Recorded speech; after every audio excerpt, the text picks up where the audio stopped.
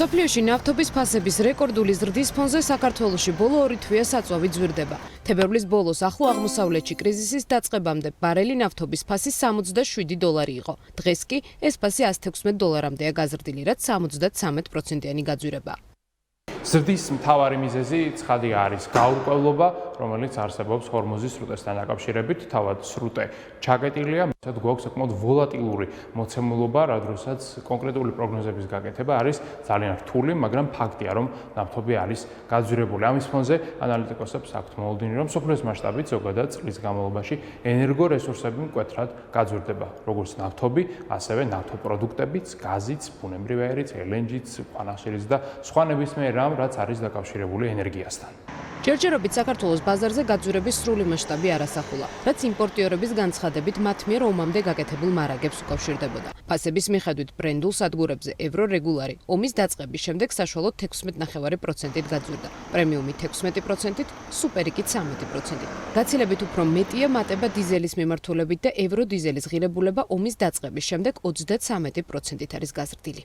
ჩვენ ქვეყანაში დღესაც არ არის ეს ნიშნული მიღწეული იმ ნიშნულს, რაც უნდა იყოს ფასების ზრდის პირობებში. ბენზინის პირობებში 15%-იანი ზრდა გვაქვს, როცა 30%-იანი ზრდა უნდა იყოს ფასში და დიზელზე გვაქვს 33%-იანი ზრდა, როცა 42%-ამდე უნდა იყოს ფასი გაზრდილი. ამის შეიძლება ითქვას განმაპირობებელი არის ორი ფაქტორი, კონკურენცია და ბუნებრივია ქვეყანაში არსებული მარაგი. რომპეტროლ საქართველოს ფასების ზრდა დაიწყო 11 მარტიდან და საერთო ჯამში რო ავიღოთ ბენზინის ფასი დაახლოებით 13%-ით გაიზარდა, ხოლო დიზელზე ფასი 31%-ით. მიუხედავად იმისა, რომ პლაცი ამ პერიოდში გაიზარდა 53 და 71%-ით.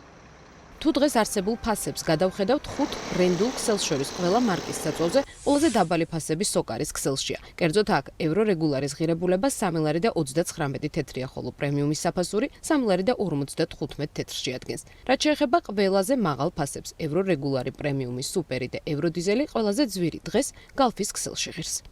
ჩვენი კომპანიისთვის ბოლო 2 თვე ძალიან ბევრი გამოწვევით სავსე იყო. ისევე როგორც ამ ინდუსტრიაში მომუშავე სხვა კომპანიებისთვის. ჩვენ მაქსიმალურად ვცდილობთ, რომ გამოვიყენოთ ჩვენი ის მარაგები, რაც გვაქვს, რომ ბაზარზე შევარბილოთ წნეხი და მაქსიმალურად ეტაპობრივად მოვახდინოთ რეაგირება საერთაშორისო შოკებზე. ჩვენ არ ვაკეთებთ ყოველდღიურ რეაგირებას პლაცის სწრაფცვლილებასთან დაკავშირებით. ეს არის ჩვენი საშუალო შეწონილი ფასები, რომელიც იცვლება კონკურენციის, ბაზრისა თუ რეალობის გათვალისწინებით. მარტიდან 29 აპრილის ჩათვლით ბენზინის ფასი საერთაშორისო პლაცზე გაიზარდა 54%-ით, მაშინ როდესაც ჩვენმა კომპანიამ გაზარდა 15%-ით.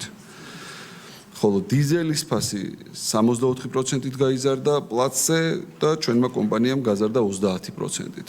ანუ იმაზე ორჯერ ნაკლები ზრდა გვაქვს ნაჩვენები, ვიდრე საერთაშორისო პლაცი გაიზარდა. საწვავის ფასის მთავარი მდგენელი საქართველოში მსოფლიო ბაზარზე არსებული პლაცის ფასი და გაცვლითი კურსია. ახლო აღმოსავლეთში დაწყებულ კონფლიქტს ჰორმუზის სრუტის ჩაკეტვა მოჰყვა, რომელიც ნავთობის ტრანსპორტირების ერთ-ერთი მთავარი არხია. ბაზარზე მაღალი გაურკვევლობის პირობებში კი მსოფლიო სანავთობო ბაზარზე ფასების ზრდა დაიწყო და ამ დრომდე გრძელდება.